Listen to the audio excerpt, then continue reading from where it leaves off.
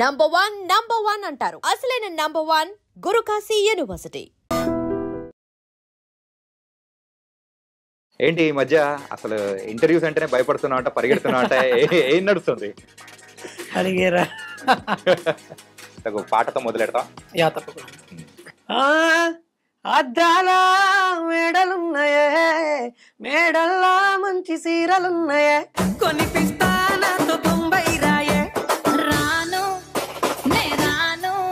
రాను బొంబాయికి రాను, రాను బొంబాయికి రాను. అందరూ పెట్టుకొని మస్తు ఎంజాయ్ చేస్తున్నారు. ఎలా అనిపిస్తున్నారు? పల్లెటూరు నుంచి అమెరికాలో ఉన్న వాళ్ళు కూడా నా పాటకి డాన్స్ చేస్తున్నందుకు నా లైఫ్ లో ఇది బెస్ట్ అచీవ్మెంట్ అనిపిస్తుంది. అసలు ఫోక్ ఇండస్ట్రీలోకి రావాలని ఎలా అనిపించింది? చిన్నప్పటి నుంచి డ్రీమ్ అన్న, అంటే మనం ఎందుకు చేయకూడదు అట్లా అని చెప్పేసి ఫోక్ ఇండస్ట్రీకి అలా అడుగు అంతే. సో అసలు ఊహించుకున్నావా ఇలా ఇంత దూరం వస్తానని చెప్పేసి? అలా అసలు ఎక్స్పెక్ట్ చేయలేదు నిజంగా. లిరిసిస్ట్ అనేది ఎక్కడి నుంచి వచ్చింది అసలు? ఒక స్కూల్ ఫంక్షన్ లో ఆయనకి చాలా మంది, చిరంజీవి సార్ కూడా తెలుసు, ఆయన మాట చెప్పిండు, ఆట రాయడం చాలా ఈజీ అన్నాడు. లిరిక్స్ రాయడం నేర్చుకున్నా. అదే ఏం చదువుకున్నాం? నేను చదివింది అయితే ఇంటర్ అన్న, కానీ మనుషులు చదివిన. మనుషులు చదివి మా జీవితం చదివేసినట్టు చెప్పినావు తెలుసా. ఈ డి అనేది ఎట్లా వచ్చింది అసలు? చిట్టి మాస్టర్ సజెస్ట్ చేశాడు నన్ను. గణేష్ మాస్టర్ ఒక మాట చెప్పారు, ఇది నీది కాకపోవచ్చు, ఫ్యూచర్ లో నీకు ఎక్కడో ఉంది, చాలా పెద్దదే ఉంది అన్నాడు. మరి జడ్జెస్ వాళ్ళందరూ సపోర్ట్ ఎలా ఉంది? చాలా బాగుంది. అసలు పక్కకి తీసుకొచ్చి రాము అద్దరు కొట్టేస్తున్నాం. ఎవరన్నారు? శేఖర్ మాస్టర్. మరి నువ్వు చేసిన సాంగ్స్ కి కొరియోగ్రఫీ చేసింది ఎవరు? ఇప్పుడు బొంబాయికి రాని సాంగ్ వచ్చేసి శేఖర్ మాస్టర్. జాతర అది. అవునా? రియల్ గా సెట్ కాదు. ఏం చదువుతుంది అమ్మాయి? ఇప్పుడు ఇంటర్ సెకండ్ ఇయర్. ఇప్పుడు ఎగ్జామ్స్ రాస్తున్నా అమ్మాయి. Oh my God. టోటల్ గా ఎంత ఖర్చు అయింది ఈ సాంగ్ కి? 3,55,000. ఎన్ని డేస్ చేశారు? ఇది 2 days. వచ్చింది ఎంత?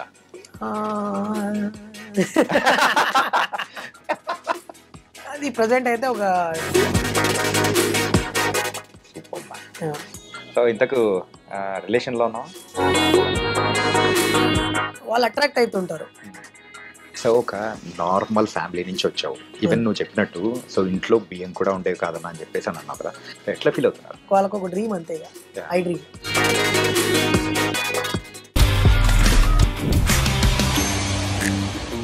ఎవరన్నా ఒక అమ్మాయిని బొంబాయికి పోదాం రా అంటే రాను, నేను బొంబాయికి రాను అంటూ కూడా మొత్తం ఇప్పుడైతే కంప్లీట్ ఒక ఫోక్ సాంగ్ ఇండస్ట్రీలోనే హయ్యెస్ట్ వ్యూస్తో కూడా మరి ముందుకెళ్తున్న సాంగ్ ఇది.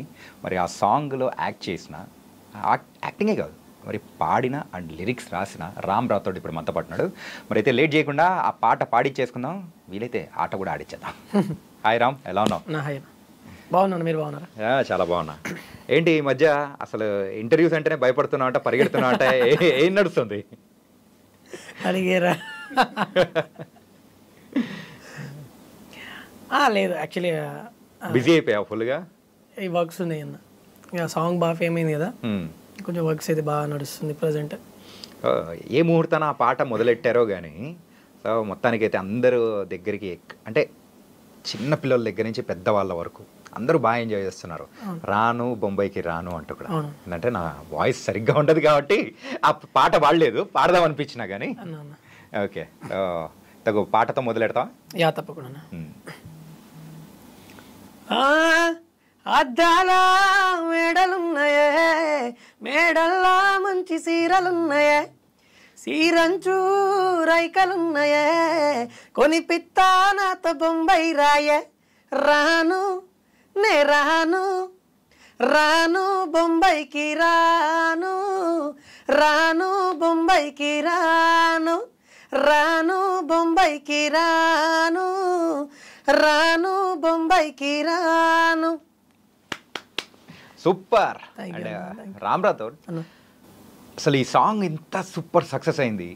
అండ్ ఎక్కడైనా కానీ పల్లెటూర్లలో ఆటోల వాళ్ళ దగ్గర నుంచి మరి ట్రాక్టర్లో మరి వెళ్తున్న కూలన్న వాళ్ళ దగ్గర నుంచి అందరూ పెట్టుకొని మస్తు ఎంజాయ్ చేస్తున్నారు. ఎలా అనిపిస్తుంది అసలు ఇంకా సక్సెస్ అవడం? చాలా హ్యాపీగా ఉందన్న. అంటే నేను రీల్స్ చూస్తున్నా, ఆ రీల్స్లలో దాదాపు మన ఇండియాలో ఉన్న పల్లెటూరు నుంచి అమెరికాలో ఉన్న వాళ్ళు కూడా నా పాటకి డాన్స్ చేస్తున్నందుకు నిజంగా నాకైతే చాలా హ్యాపీగా ఉంది అండ్ ప్రౌడ్గా కూడా అనిపిస్తుంది. ఎందుకంటే మన తెలుగు పాట ప్రపంచ స్థాయిలో నిజంగా ఒక ఉర్రూతు లోపిస్తుంది. అసలు నిజంగా నాకైతే చాలా హ్యాపీగా ఉంది.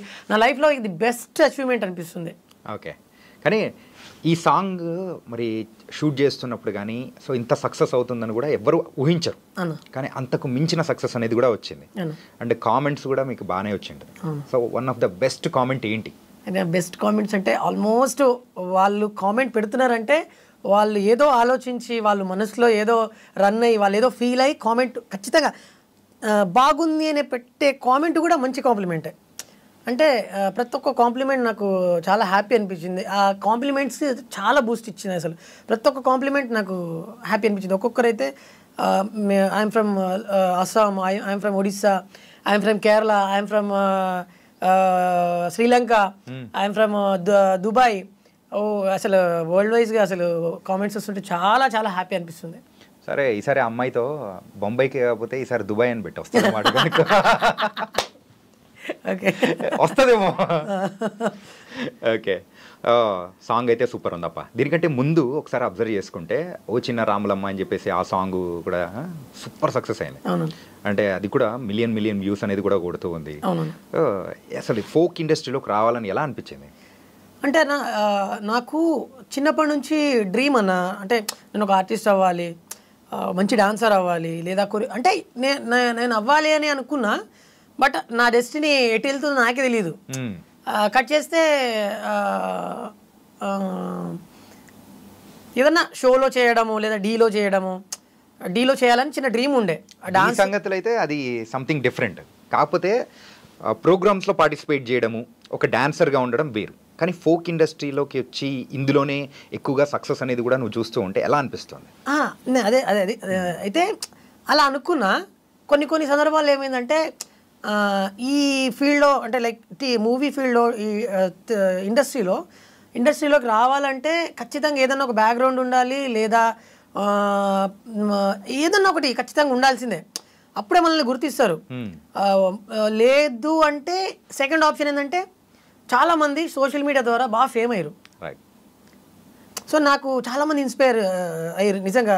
లైక్ మన షణ్ముఖ్ కానివ్వండి, తర్వాత బిత్రి సతన్న కానివ్వండి, తర్వాత చాలామంది సోషల్ మీడియాలో వీళ్ళు బాగా ఫేమ్ అయ్యారు. అరే వీళ్ళు ఫేమ్ అయిన తర్వాత ఆటోమేటిక్ ఇండస్ట్రీ ఇన్వైట్ చేస్తుంది కదా వీళ్ళని. సో మనం ఎందుకు చేయకూడదు అట్లా అని చెప్పేసి ఫోక్ ఇండస్ట్రీకి అంతే అలా అడుగుపెట్టిన. ఎన్ని సంవత్సరాలు అయింది ఈ సాంగ్స్ ఇలా చేసుకుంటూ, ఫోక్ సాంగ్స్ చేసుకుంటూ? ఆఫ్టర్ లాక్డౌన్ అంటే ఒక 3-4 years అనుకోవచ్చా? అంతేనా? ఓకే. సో ఈ 3-4 yearsలో ఇప్పటివరకు ఎన్ని సాంగ్స్ చేసావు? సాంగ్స్ అయితే నేను మేబీ ఒక 100 పాడి ఉంటానా. 100 దగ్గరలో పాడడం. మరి కొరియోగ్రఫీగా చేసుకోవడం కానీ, సో అందులో నువ్వు యాక్ట్ చేయడం కానీ? నేను యాక్ట్ చేసింది ఒక 40 దగ్గర ఉన్నాయినా. అంటే ఇంకా రిలీజ్ అయ్యేటి ఉన్నాయి, పెండింగ్ ఉన్నాయి, చాలా సాంగ్స్ ఉన్నాయి. అవి రిలీజ్ అయ్యేటి ఉన్నాయి. ఇప్పుడు ఒక్కొక్కటి అయితే 1.5 year కింద చేసిన సాంగ్స్ ఇప్పుడు రిలీజ్ అవుతున్నాయి. సో ఇది మంచి సక్సెస్ వచ్చినందుకా ఏంటి? అది అంటే నాకు తెలీదు, బట్ ఇప్పుడు ప్రజెంట్ అది నడుస్తుంది. ఓకే. అండ్ సో ఇప్పుడైతే కంప్లీట్గా సో యువర్ డెస్టినీ అనేది డిఫరెంట్గా ఉంది. ఓకే. సో అసలు ఊహించుకున్నావా ఇలా ఇంత దూరం వస్తానని చెప్పేసి? అలా అంటే అన్న అసలు ఎక్స్పెక్ట్ చేయలేదు నిజంగా. మనం 100% మన ఎఫర్ట్ పెడతాం.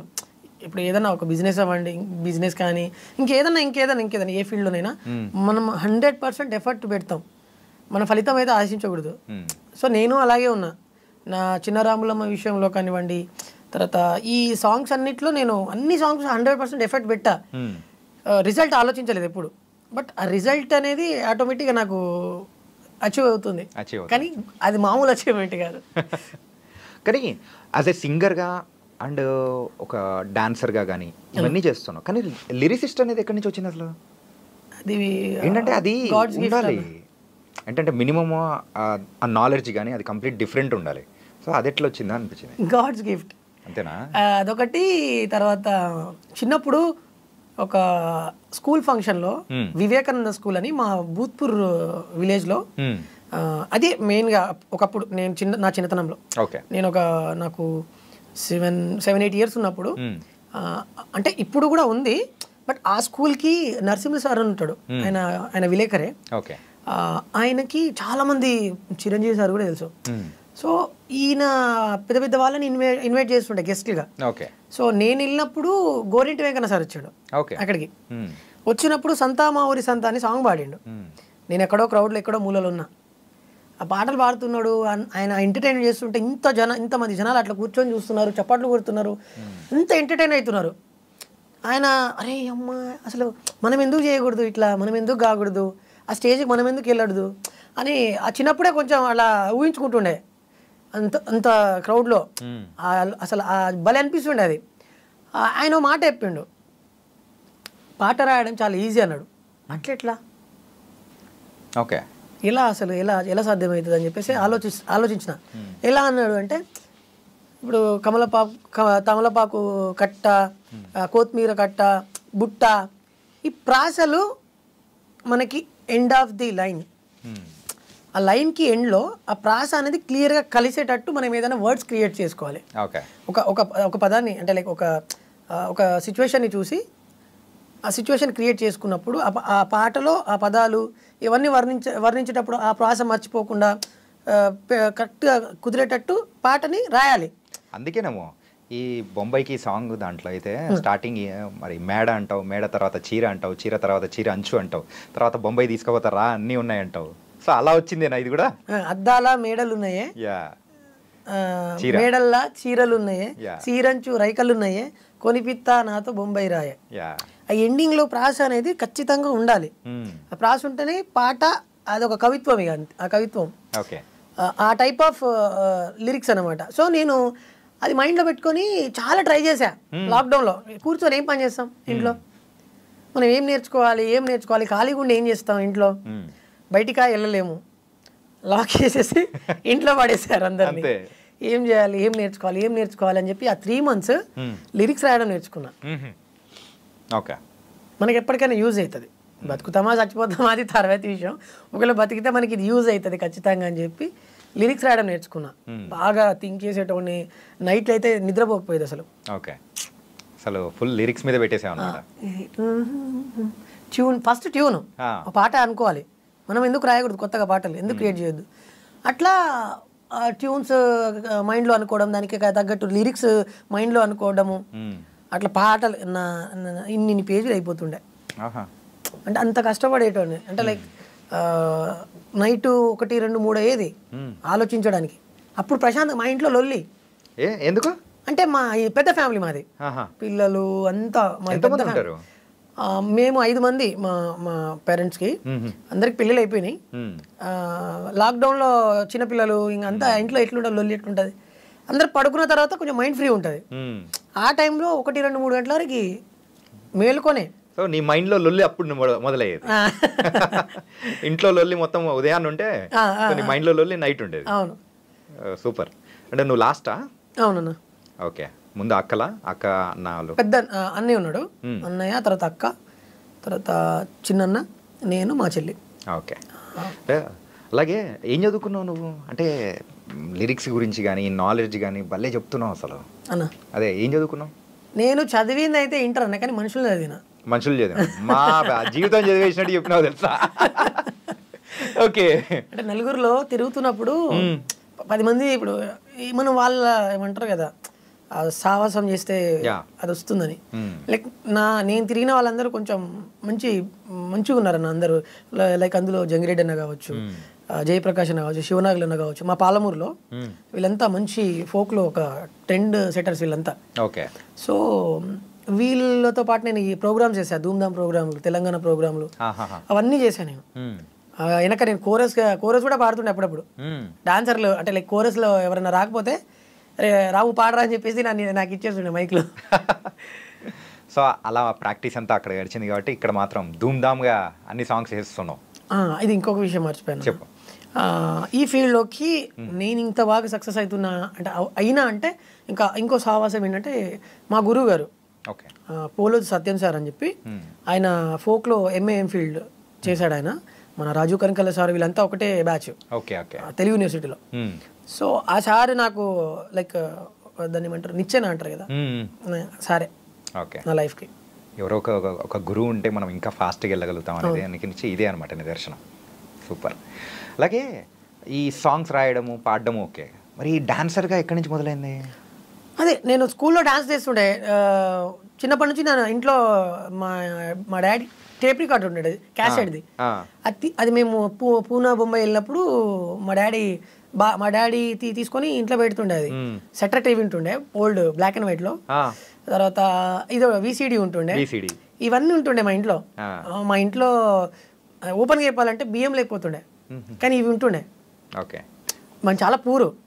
అంటే మా డాడీకి బాగా ఇష్టం ఈ పాటలు వినడం, హిందీ పాటలు వినడము. మా ఫ్యామిలీలో అందరం వింటాం, పాటలు వింటాము, మేము బాగా ఎంజాయ్ చేస్తాం అనమాట. సో అట్లా డాడీ తీసుకొచ్చి ఇంట్లో పెట్టిండు అది. నాకు అదేంటో మరి మ్యూజిక్ వినిపిస్తే ఆటోమేటిక్గా నేను ఎగురుతుండే. ఎప్పుడు స్కూల్కి డుమాలు కొట్టి మరి ఎగురుతుండే ఇంట్లో. అట్లా అట్లా నాకు డాన్స్లో బాగా ఇంట్రెస్ట్ వచ్చింది. పెళ్ళిళ్ళలో చేయడము, మా విలేజ్లో నాకు వరుసగా మామ అవుతాడు. ఆ మామ పెళ్ళిళ్ళలో నాకు 6th క్లాస్, నేను ఆ టైంలో 6th క్లాస్. అసలు నీ లైఫ్లో ఆ 6th 7th క్లాస్ అనేది చాలా క్రూషియల్ అనుకుంటా. ఏంటంటే ఒక లిరిక్స్ రాయడానికి కానీ అండ్ దాంతోపాటు ఇలా డాన్సింగ్ మరి నీ కెరియర్ మొదలెట్టడానికి కానీ మంచిగా ఉపయోగపడినట్టుంది. ఆ 6th క్లాస్లో నేను అసలు నేను వాళ్ళ ఇంట్లో కూడా వెళ్ళే పరిస్థితి కాదు.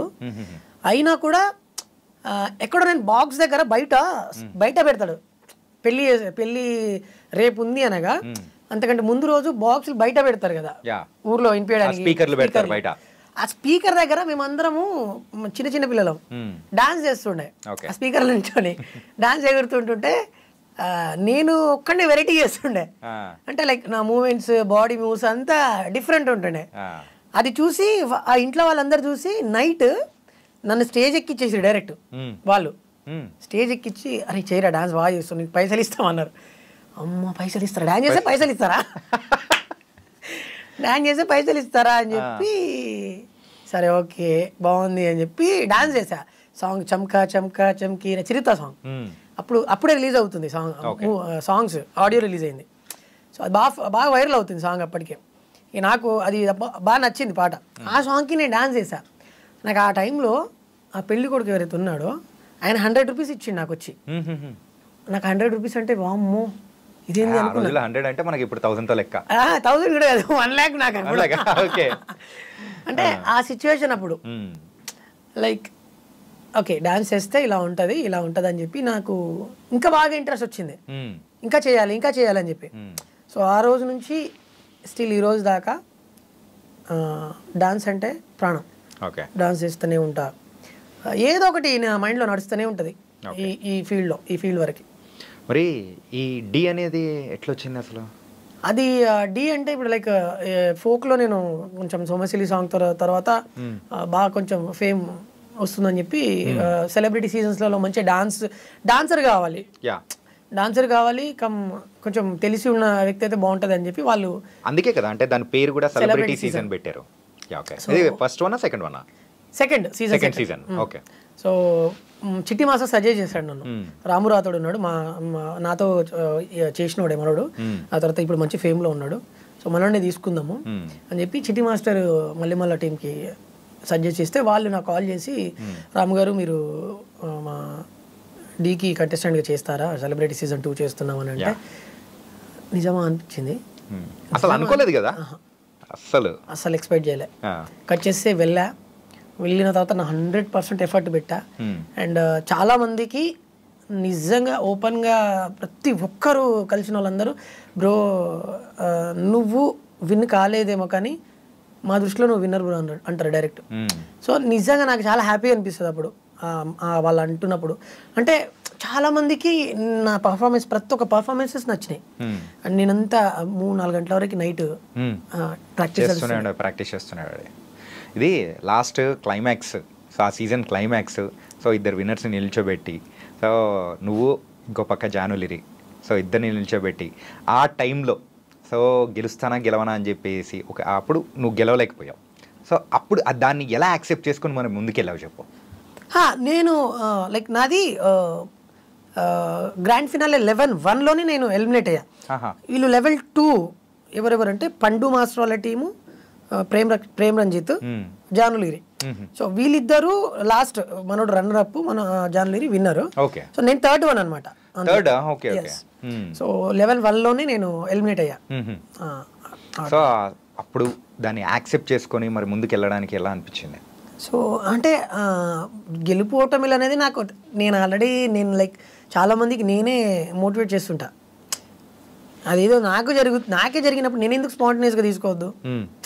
అంటే పక్కనోళ్ళకి చెప్పడం అది వేరుంటుంది, కానీ మనకు అంటే మన వరకు వచ్చేటప్పటికి మనం కూడా అలాగే రియాక్ట్ అవుతాం కదా. సో దాన్ని రియాక్షన్ అనేది కూడా వేరుంటుంది. గణేష్ మాస్టర్ ఒక మాట చెప్పారు, రాము ఇక్కడ నీకు లేకపోవచ్చు, ఇది నీది కాకపోవచ్చు, ఫ్యూచర్లో నీకు ఎక్కడో ఉంది, చాలా పెద్దదే ఉంది అన్నాడు. సో ఆ మాట నేను మైండ్లో పెట్టుకున్నా. మరి జడ్జెస్ వాళ్ళందరి సపోర్ట్ ఎలా ఉంది? చాలా బాగుండే అసలు. పర్సనల్గా ఆన్ స్క్రీన్ కాకుండా ఆఫ్ స్క్రీన్ కూడా పక్కకి తీసుకొచ్చి రాము అద్దర కొట్టేస్తున్నావు. ఎవరన్నారు? శేఖర్ మాస్టర్ అన్నాడా? ఓకే. అద్దర కొట్టేస్తున్నావు, ఒక్కొక్క పర్ఫార్మెన్స్ చాలా బాగా చేస్తున్నావు, ఇలాగే కష్టపడు, విన్ అయ్యే చాయిసెస్ ఉన్నాయి అన్నాడు. అంటే అట్లా చాలామంది అసలు జడ్జెస్ ఎవరు సజెస్ట్ చేయరు, ఎందుకంటే ఒక జడ్జిగా తన పని చేస్తుంటాడు. బట్ ఆయన పర్సనల్గా నాతో మాట్లాడాడు. సో నాకు చాలా హ్యాపీ అనిపించింది. అండ్ నేనైతే 100కి 100% అయితే, అంటే ఇదే మ్యాటర్, నాకైతే 100% నేను విన్నర్. యా. ఓకే. సో నీ వరకు నువ్వు విన్నర్గానే అనుకున్నావు కాబట్టి, సో ఇప్పుడైతే మంచిగా మరి ముందుకు అనేది కూడా వెళ్తా ఉన్నావు. మళ్ళీ ఇంకా వేరే అంటే ఇప్పుడు సెలబ్రిటీ సీజన్ 2 తర్వాత మరి వేరే ప్రోగ్రామ్స్ కానీ వేరే ఛానల్స్ నుంచి కానీ ఆఫర్స్ కానీ ఏం రాలేదా? వచ్చాయి. అంటే లైక్ మన ఈటీవీ నుంచే ఒకటి షో పెడతా ఉన్నారు, కానీ ఇక నాకు డీ చేసిన తర్వాత అక్కడ దానిపైన డీ చేయడం నా డ్రీమ్. సో అది ఫుల్ఫిల్ అయిపోయింది. ఇక నెక్స్ట్ ఏంటంటే ఇందులో ఇంకా మంచి పేరు తీసుకురావాలి, ఫోక్ ఇండస్ట్రీలో ఇంకా మంచిగా చేయాలనుకున్న రాను బొంబాయికి రాను సాంగ్ హిట్ పడ్డది, అది నెక్స్ట్ లెవెల్. ఇంకా దీని తర్వాత నెక్స్ట్ ఏంటంటే big screen. Yes. Okay. So నిన్ను నువ్వు పిలిపించుకోవడానికి సో మెయిన్గా ఒక సింగర్ గానా, డాన్సర్ గానా, లేకపోతే ఒక హీరో గానా? సో ఏది నువ్వు నీ అంతకు నువ్వు అంటే ఎవరైనా నిన్ను పిలవడము ఇలా పిలిస్తే నాకు ఫుల్ హ్యాపీ, దిల్ ఖుషి అయిపోతుంది అనుకుంటే ఏది అనుకుంటావు? ఏదొచ్చినా హ్యాపీ. అట్లా కాదు, ఉంటుంది కదా ఒకటి, అరే నాకు 3 ప్రాణమే అన్న, నాకు 3 ఇష్టమే. డాన్స్ అంటే ఇష్టమే, సింగింగ్ అంటే ఇష్టమే, లిరిక్స్ అంటే కూడా ఇష్టమే. సో ఈ 3 ఏదొక్కటి వచ్చినా నేను హ్యాపీగా రిసీవ్ చేసుకుంటా. ఓకే. కానీ ఎంత పాజిటివ్ ఏంటంటే ఎట్లా వచ్చిందప్ప, ఎక్కడి నుంచి స్టార్ట్ అయింది అసలు? అంటే చాలా చెప్పాను, నాకు చాలా నేను మోటివేషన్స్ చూస్తుంటాను అన్నీ. నాకు మోటివేషన్స్ వీడియోస్ అంటే చాలా ఇష్టం. బాగా నా రీల్స్ ఇన్స్టాలో నేను అన్నీ అవే చూస్తుంటాను అనమాట. చిటికలో ఇలా ఎక్స్ప్రెషన్స్ ఇవ్వడము, ఆ పాటలో ఇన్వాల్వ్ అయిపోవడము. అంటే ఇంత చిన్న ఏజ్లో ఆ అమ్మాయి నిజంగా గాడ్ గిఫ్టెడ్ వాళ్ళ పేరెంట్స్కి. ఏం చదువుతుంది అమ్మాయి? ఇప్పుడు ఇంటర్ సెకండ్ ఇయర్. ఎస్, ఇప్పుడు ఎగ్జామ్స్ రాస్తుంది అమ్మాయి. Oh my god. అంటే ఈవెన్ అమ్మాయిని చూస్తూ ఉంటే సో కొంచెం పెద్ద అమ్మాయి లాగా అనిపించడం కానీ, అదే అందుకే నేను గాడ్ గిఫ్టెడ్ అంటున్నా. ఇంత చిన్న ఏజ్ లో అమ్మాయి అన్ని అర్థం చేసుకొని ఇలా చేయాలి, ఎక్స్ప్రెషన్స్ ఎలా ఇవ్వాలి, చాలా మెచ్యూర్డ్ గా ఇచ్చింది తెలుసా. అరే ఇట్లా కూడా ఇస్తారా, మంచి ఎక్స్ప్రెసివ్ గా భలే అనిపించింది నాకు. ఆ అమ్మాయి చేస్తున్నప్పుడు, నేను ఇప్పుడు లైక్ కో యాక్టర్ కదా, అమ్మాయి చేస్తున్నప్పుడు అరే నేను ఇంకా ఏం చేయాలి నీకే అనిపించేలా చేసిందా? అంటే ఈ అమ్మాయి ఇంత బాగా చేస్తుంది, నేను డల్ అయిపోతా అని చెప్పి అప్పుడప్పుడు కొంచెం నాకు నర్వస్ ఉంటుండే. లేదు తగ్గొద్దు ఇంకా చేయాలి అని చెప్పి పోటీ చేస్తుండే ఇద్దరం. ప్రతి ఒక్క సాంగ్లో అసలు భలే అనిపించింది నాకు అమ్మాయి కో పార్ట్నర్గా ఉండడం. నిజంగా రీసెంట్గా ఒకటి నా చేయి పట్టుకో సాంగ్ వచ్చింది, అసలు అందులో అయితే ఆసమ్, అసలు ఫుల్ ఆసమ్. ఓకే. ఒక సినిమా పాట చూస్తే ఎలా ఫీల్ వస్తుందో అంతకంటే బాగుంది. అంటే నేను చేశానని పొగడట్లేదు, జెన్యున్లీ నేను నా ఓపెన్ హార్టెడ్గా చెప్తున్నాను, పాటకి ప్రాణం పెట్టింది అమ్మాయి. అంటే ఇలా సాంగ్స్ అన్నీ కూడా తీసుకుంటూ నీ గోల్ ఏదైతే ఉందో దాన్ని అచీవ్ చేయాలప్ప. కానీ చాలా బాగున్నావు, స్క్రీన్ ప్రెజెన్స్ వైజ్ కానీ ఎవ్రీథింగ్ ఇస్ సూపర్ అన్న. Thank you. అలాగే మెయిన్గా దీనికి సంబంధించిన క్రెడిట్ ఇవ్వాలంటే ఎవరికి ఇస్తావు? ద 1 పర్సన్ ఎవరు ఈ సాంగ్ సంబంధించి? Srinivasarao sir, Prasanna Kumar sir, Sandeep sir ఏమో తర్వాత లాస్ట్కి ఎంట్రీ ఇచ్చారు. ఓకే. నేను లోపలికి ఇలా క్యాజువల్గా ఇలా చూస్తే ఇలా ఉన్నాడు, అమ్మో సార్ ఏంటి మీరు వచ్చారా సార్ అని చెప్పి షాక్ అయ్యాను నేను. కానీ ఆయన రిసీవ్నెస్ కానివ్వండి, ఆయన సింప్లిసిటీ కానివ్వండి, ఆయన మాట్లాడిన విధానం కానివ్వండి, నాకు ఆయన కొన్ని కోట్లు ఇచ్చిన ఫీలింగ్ వచ్చింది. అంటే అంత వాల్యూ ఇచ్చారు ఆయన. సో నిజంగా ఫ్యాన్ అయిపోయాను నేను సందీప్ కిషన్ సార్. దిల్ ఖుష్ అయిపోయా అనమాట. అది పక్కకు పెడితే మళ్ళీ నా ఇన్స్టాకి ఆయన ఫాలో బ్యాక్ కొట్టాడు. అది హైలైట్. నాకు భలే అనిపించింది నిజంగా. కోల్డ్ ఆటాడు ఆయన. ఓకే. సో ఇంతకు రిలేషన్లో ఉన్నావా? లేదన్న ఇప్పుడు. ఎన్ని ప్రపోజల్స్ వచ్చాయి? వస్తుంటాయి అంటే లైక్ ప్రపోజల్స్ అంటే తెలియదు వాళ్ళు చూపించే ప్రపోజల్స్ గురించి కాదు నేను అంటే నార్మల్గా అమ్మాయిలు చెప్పే ప్రపోజల్. అదే అదేనా? నార్మల్గా అయితే వస్తుంటాయి, బట్ వాళ్ళకి తెలియదు కదా. ఇవి అట్రాక్షన్ ఫీల్డ్, వాళ్ళు అట్రాక్ట్ అవుతుంటారు. సో వస్తుంటాయి క్యాజువల్గా. ఏదైనా నీకు వచ్చిన ఒక డిఫరెంట్ గుర్తుండిపోయిన ప్రపోజల్ లైఫ్లో ఏది ఉంది? ఏంటది? డిఫరెంట్గా అంటే నువ్వు యాక్సెప్ట్ చేసావా లేదో అవన్నీ మనకు వద్దులే, కానీ నార్మల్గా ఏదైనా ఒకటి డిఫరెంట్గా రేపు భలే ఉంది అంటే లవ్ యూ అనే పదం అని చెప్పేటప్పటికి ఆ రోజు ఆ అమ్మాయి నాకు అలా ప్రపోజ్ చేసింది కదా అని గుర్తొచ్చింది. నీకు గర్ల్ ఫ్రెండ్ ఉన్నా పర్లేదని ఒక ప్రపోజల్ వచ్చింది. అదే హైలైట్. ఎప్పుడు వచ్చింది ఇది? ఒక 1 year బ్యాక్. నీకు గర్ల్ ఫ్రెండ్ ఉన్నా పర్లేదు, నేను నీకు సెకండ్ వైఫ్ లెక్కనే అయిపోతా అన్నట్టు. అమ్మ బాబాయ్.